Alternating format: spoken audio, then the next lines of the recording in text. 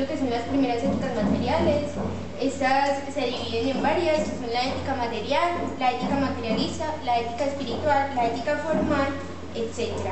La ética material es aquella que la bondad y la maldad de la conducta humana depende de algo que se considera el bien supremo para el hombre. El bien supremo para el hombre es la felicidad, ¿cierto? Se caracteriza por dos aspectos, los cuales son presentar un objeto o una propiedad o estado como un bien supremo, que ese sería llegar a la felicidad, ¿cierto? Que para llegar a esa felicidad hay que tener pues siempre un objeto. Y declara como buena aquellas conductas o acciones que permiten la relación del bien supremo y como malas aquellas conductas o acciones que nos alejan del bien supremo. Es decir, que hay ciertas conductas que reflejan que va uno por un buen camino para llegar pues a esta felicidad, y hay otras que nos van desalejando a esta.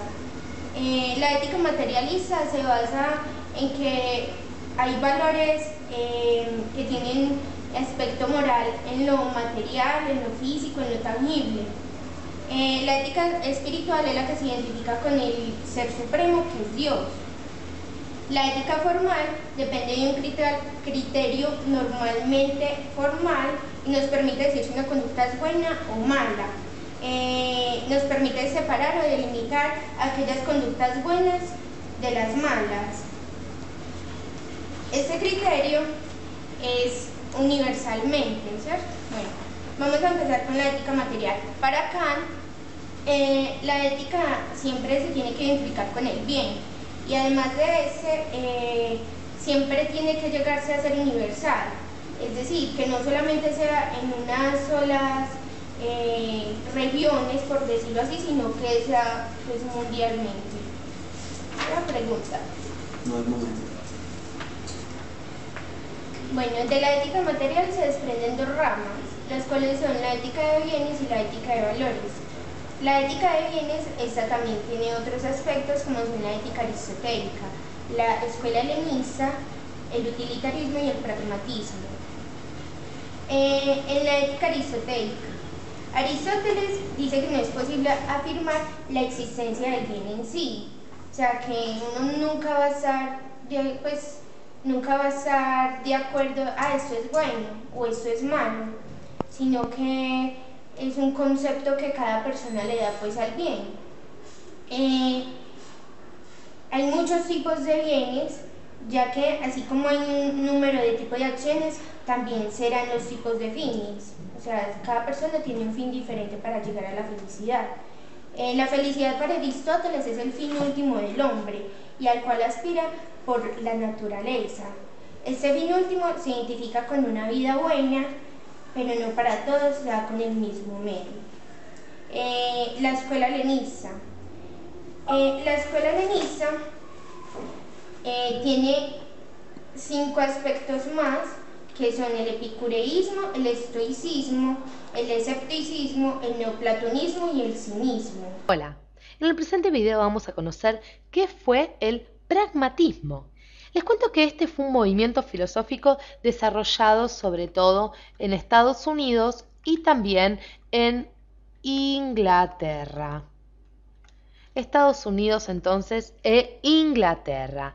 Y la palabra pragmatismo proviene del vocablo griego pragma, que significa en su acepción general acción o también entendida como acto. El pragmatismo norteamericano, les cuento, nace o surge de la mano de este señor que estamos viendo en pantalla, que es Charles Peirce, que nace en 1839 y muere en el año 1914.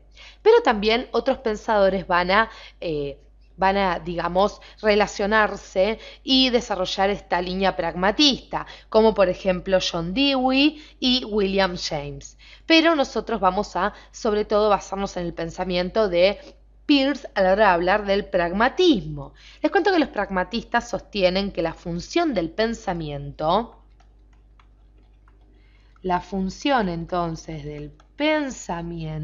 vamos a ir tomando nota, va a ser ni más ni menos que la de producir hábitos de acción. La de producir, entonces, hábitos de acción. Y que lo que significa una cosa es simplemente los hábitos que envuelve. Entonces, repetimos, los pragmatistas sostienen que la función del pensamiento es producir hábitos de acción.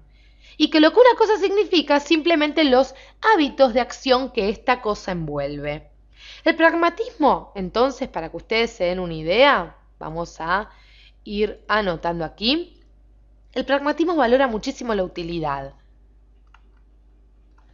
Para el pragmatismo, lo esencial entonces es la utilidad y el valor práctico de las cosas. Y el valor práctico de las cosas. Muy interesante esta teoría pragmática. Entonces, lo que va a hacer el pragmatismo es ni más ni menos que reducir lo verdadero a lo útil. Entonces, los pragmatistas lo que van a sostener, y también pueden tomar nota de esto porque es muy importante, es que no hay verdades absolutas. No hay verdades absolutas para los pragmatistas. Las cosas están sujetas al cambio. Entonces, el pragmatismo consiste en definitiva en reducir lo verdadero a lo útil, negando el conocimiento teórico en diversos grados. El conocimiento, para que ustedes se den una idea, se funda en la experiencia.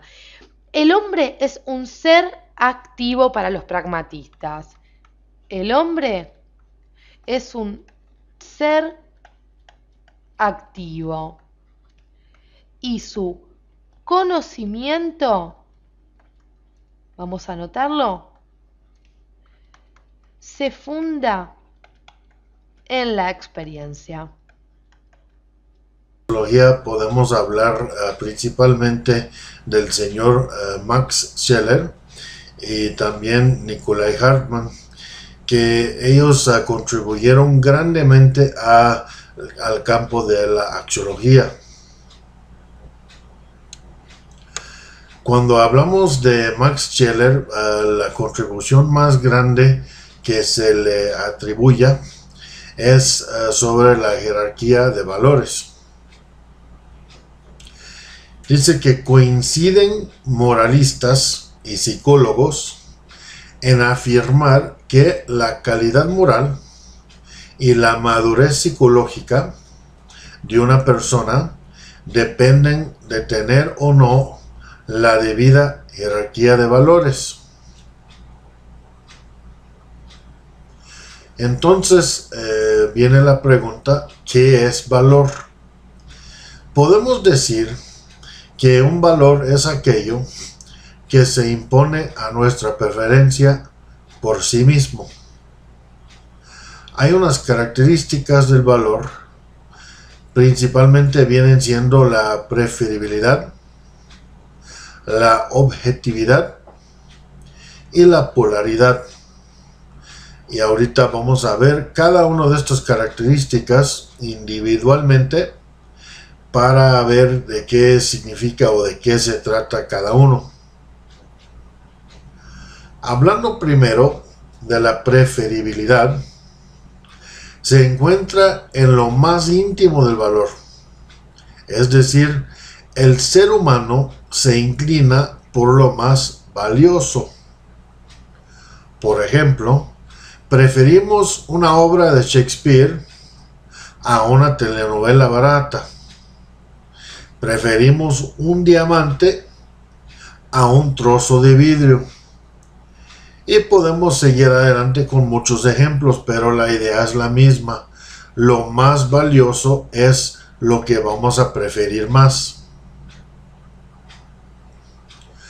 La objetividad, hablando de ello, el valor es objetivo porque existe aparte de un sujeto o de una conciencia valorativa.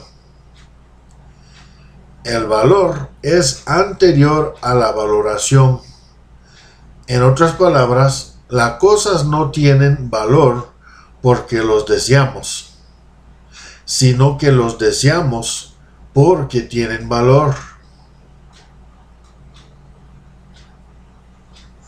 Y finalmente podemos mencionar la polaridad.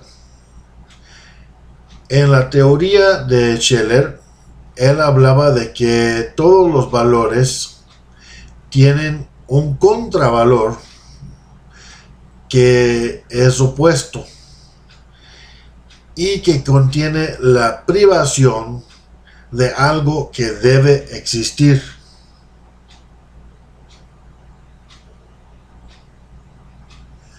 Y aquí vamos a ver lo que era para Scheller la jerarquía de valores. Él divide los valores principalmente en esas 4 partes: valores espirituales, valores mentales, valores vitales y valores sensuales. En la categoría de valores espirituales estamos hablando de lo divino versus los ídolos. En valores mentales podemos mencionar lo bello versus lo feo, lo correcto versus lo incorrecto y la verdad versus la falsedad. En cuanto a valores vitales, podemos mencionar lo noble versus lo vulgar. Y finalmente en valores sensuales podemos mencionar lo agradable versus lo desagradable. Notamos que estas categorías están enumerados de 1 a 4 y para Scheller esta era la jerarquía, lo más importante siendo lo espiritual, luego lo mental, lo vital y lo sensual. Y eso en pocas palabras es lo de la ética de Scheller, su jerarquía de valores. En esta discusión entonces Adela Cortina en principio plantea que la ética es incomprendida y que esta incomprensión es la que la está dejando sin un quehacer o sin una función. Esta ética, pues esta confusión se empieza a ver desde el bachillerato. Por ejemplo, la ética se empieza a ver como una competencia de la religión y es una especie de moral, se considera como una moral que es dada para los increyentes, pero en realidad sin serlo. Entonces este concepto de ética se empieza como a distorsionar, lo cual también se ve en el ámbito de la universidad, donde también reina esta confusión del concepto. Pues de alguna manera se espera que el profesor sea un moralista y que quien dicte qué está bien, qué está mal, o se espera que el profesor siga unos conceptos o unas teorías filosóficas sin dar su punto de vista o su punto crítico. Por lo tanto, se ve como el concepto de ética se toma para sustituir el término moral, ya que la ética presenta unas características más científicas, más cívicas y más seculares respecto a este. Entonces después ella también nos aclara que la tarea de la ética no es simplemente algo que se deba dar o que sea un privilegio de aquellos que están en la academia o que se piensa que es demasiado científico, por ejemplo, para enseñar en el bachillerato, sino que entonces la tarea de la ética es explicitar los mínimos morales que una sociedad democrática deben transmitir y que están adheridos en nosotros. Entonces ella también nos hace un énfasis y nos dice que el quehacer de la ética es todo menos prescribir la acción, puesto que esa es la tarea de la moral. Entonces no debemos confundirla, aunque la ética no pueda prescindir de la moral, de la historia, del análisis lingüístico o de los resultados de las ciencias. La ética como sí tiene propio quehacer. Sí, su propio quehacer y este quehacer solo se encuentra en la ética como filosofía de la moral. Después de ver la evolución que plantea la autora con la concepción de la ética, llegamos finalmente a definir el quehacer de la ética. el cual radica en la razón filosófica de la moral. Y por medio de esta razón filosófica, la ética se ve obligada a justificar si en un determinado caso hay moral o si no hay moral. Finalmente, la verdadera vocación de un hombre ético está en la preocupación del bien por los hombres y que solo por medio de la reflexión filosófica se puede llegar a encontrar ese bien concreto para cada hombre. Después, ella nos hace una aclaración en donde nos dice que la ética en nuestro tiempo se preocupa por la felicidad. Entonces hace las siguientes preguntas. ¿Qué podemos hacer para ser felices? ¿Y qué debemos hacer para que cada hombre se encuentre en situación de lograr su felicidad? Entonces nos da este nuevo camino que va tomando entonces la ética en nuestro tiempo. Y nos dice también que la ética se preocupa entonces por descubrir la parcela de verdad que no pliega a la razón de los expertos y sin la que nos es imposible comprender el grado de conciencia moral alcanzado por la humanidad en su historia. Entonces la ética debe buscar aquellas verdades que las otras ciencias no nos pueden ofrecer. Pues nos dice que lo que en definitiva importa la ética es la vida feliz. Y nos hace la aclaración de que una vida feliz o el concepto de una vida feliz no es el mismo para todos. Partiendo de que el concepto de la vida feliz no es igual para todos, se empieza a ver que por medio de la moral o el deber se da esa diferencia del concepto de ética. Como lo decía Kant, la felicidad no es un ideal de la razón, sino de la imaginación, debido a que hay esa subjetividad de acuerdo a son diferentes los sueños, los anhelos, los placeres de cada hombre con respecto a otro. Esto nos lleva a un cambio del eje, cambio de la ética, el cual se centra en la reflexión ética. El eje cambia porque se empieza a concebir tanto la felicidad como el deber en una conjugación. Esto se da por medio del diálogo, pero ya no un diálogo de individuos aislados, sino un diálogo intersubjetivo, donde a través de la mediación podemos conseguir como lo decía Holding, somos seres, los hombres somos un diálogo y solo por su mediación podemos conseguir nuestra felicidad. Al final, Adela Cortina nos dice que el tema ético en nuestro tiempo consiste en dilucidar si el hombre es capaz de comunicarse, si es capaz de compadecer. A la pregunta si el concepto de ética de formación doméstica aplica en la ética actualmente colombiana, el texto nos plantea que hay una conciencia en cuanto a los aspectos geográficos, políticos y sociales, los cuales pueden dar una impresión a nuestra ética en buena medida, siendo domesticada o adoptada, para lo cual se tiene en cuenta un panorama ético contemporáneo, donde lo verdaderamente característico de este panorama no es el surgimiento de nuevas corrientes, sino al contrario, es ver la relación entre estas corrientes y cómo explícitamente algunos elementos se pueden poner en función de ciertas situaciones en espacios concretos.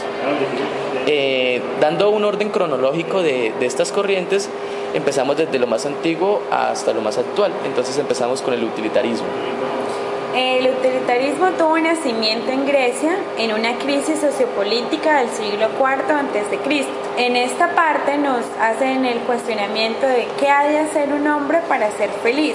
Esa es como la preocupación de esta corriente. Identifica la felicidad con el placer. Entonces nos dice que la bondad de una acción se mide con la cantidad de placer que ésta puede proporcionar. También nos dice que una característica del utilitarismo es no considerar que lo moral consiste en la realización de la cualidad más excelente del hombre.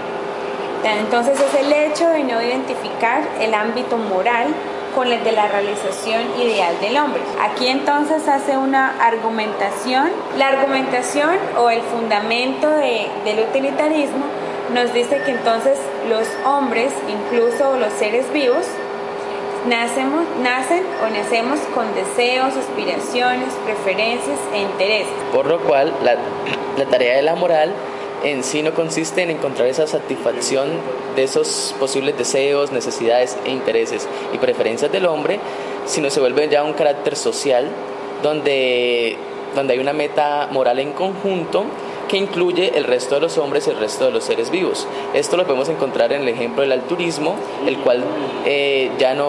cual el individuo ya no siente un placer egoísta por sus propios intereses, sino se empieza a ver una relación con el otro cuyo fin final es conseguir un placer social. Entonces esto nos dice que una característica del utilitarismo es que el carácter social del bien moral resulta inconcebible por este sentido que una meta moral no incluya al resto de los hombres o incluso a otros seres vivos. Con lo cual surge el concepto de justicia, porque si bien no se puede concebir a los hombres por desiguales, ya que cada quien tiene sus propios intereses, sus propios placeres y sus propias satisfacciones. Siguiendo el orden de la historia, entonces ahora pues vamos a hablar del marxismo y del leninismo. En cuanto a esta corriente nos dice que no es sabiduría moral, sino ciencia de la historia que excluye toda suerte de juicios de valor.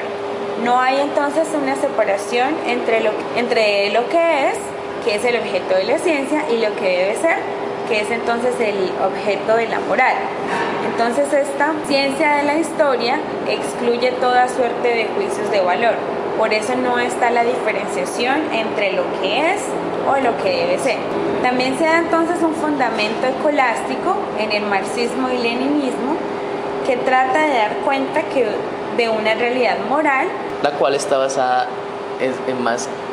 más que en un estatus, en una ideología. Con la aparición del trabajo se empieza a dar un cambio de paradigma con lo que se considera como el objeto de estudio del marxismo, ya que el hombre antes dependía totalmente de la naturaleza.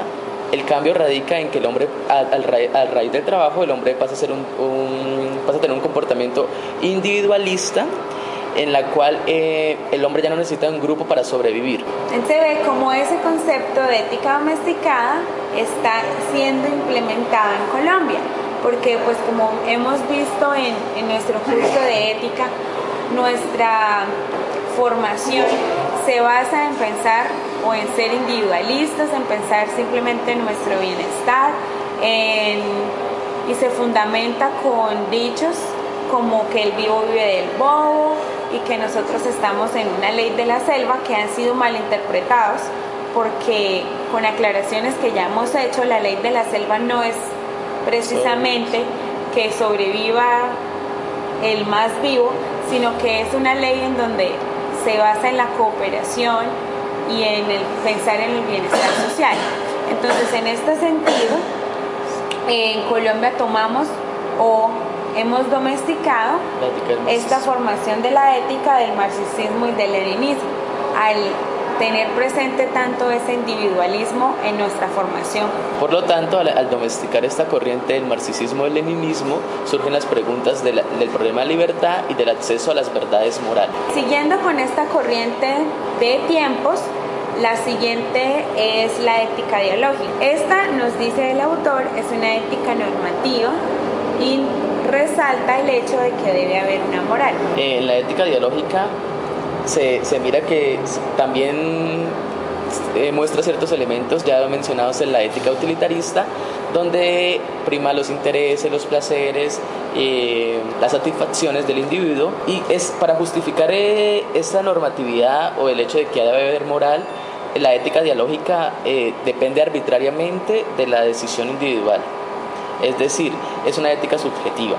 También nos habla que se supone como criterio de la verdad moral una situación ideal de diálogo, pero este diálogo tiende a ser manipulado y se recurren entonces a consensos de intereses personales que después llegan a volverse universales. También nos dice esta ética dialógica, nos habla de la libertad por medio de las decisiones mediante consensos que miran entonces esos intereses universales, pero que han llegado a ser universales a través de consensos de interés personal. Finalmente, en la línea temporal tenemos la más actual, que es la ética de la liberación, que pues a nuestro concepto es con la que más se identifica la domesticación de la concepción ética en nuestro país. Una de las características de la ética de la liberación es la necesidad de la utopía, de objetividad, de exigencia, normatividad y fundamentación. En esta ética, entonces, los sujetos afectados tienen que asumir la dirección del proyecto moral. Y nos dice entonces la autora que en países latinoamericanos surge como una propuesta, la ética de liberación surge como una propuesta de refutar el orden sociopolítico que se establece por razones morales. Bueno, en este caso la ética de liberación se empieza a justificar como una ética que lucha por el oprimido, es una ética de la revolución que empieza a refutar a la luz ese orden sociopolítico que se justifica en lo moral. Esta ética de la liberación se configura en dos pilares, uno es la concreción, que son, uno es la experiencia y el otro es la concreción. La experiencia se refiere a las situaciones de vida de estos oprimidos, la concreción son las situaciones que se presentan, digamos, en América Latina, por ejemplo, en donde esta ética de la moral está en función y en servicio de una ética a beneficio de los pobres. Por lo tanto, después de esta discusión, pues hemos llegado a la conclusión, como lo hemos mencionado anteriormente, que efectivamente el concepto de ética domesticada aplica a la formación ética que se da en estos momentos en Colombia, porque se adoptan entonces para esta concepción ciertas características de las corrientes pues que hemos mencionado anteriormente: la ética de la liberación, ética dialógica, marxismo, leninismo y el utilitarismo. Y pues se toma, como es la idea principal que decíamos al comienzo de la discusión, que se toma un poco de esas variaciones de ética geográfica, social, económica y política. Entonces, todas estas variaciones más o sumadas a las de estas otras corrientes, se domestica entonces ese concepto de ética en Colombia. Cuando el texto habla o aboga por una ética filosófica, nos aclara que la ética no puede alcanzar la verdad de la forma moral, sino como parte del sistema filosófico, utilizando métodos filosóficos para lograr su objetivo. Entonces, de ahí nos dice que no coincida con la afirmación de Hierro. La ética puede considerar lo moral como un fenómeno a describir y explicar o como un contenido a recomendar. Después, entonces, la ética empieza a ser parte de la filosofía, ya que precisamente la tarea de la ética consiste en esclarecer la razón suficiente de la moralidad, y para este fundamento utiliza a luz algunos criterios que se insertan en la filosofía. Como nos mencionaba Kant, la filosofía es la ciencia que relaciona todo conocimiento con los fines esenciales de la razón humana. Entonces empieza a ver la filosofía como la madre de todas las ciencias, y por ende la inserción de la ética o la relación de ella con esta para dar fe de su quehacer.